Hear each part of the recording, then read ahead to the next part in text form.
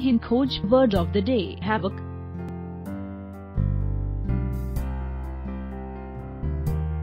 Havoc का हिंदी में मतलब कहर होता है।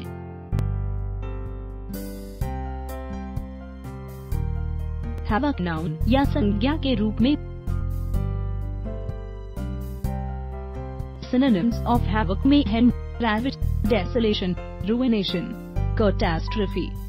Antonyms of havoc: tranquility, calm, resurrection, rehabilitation.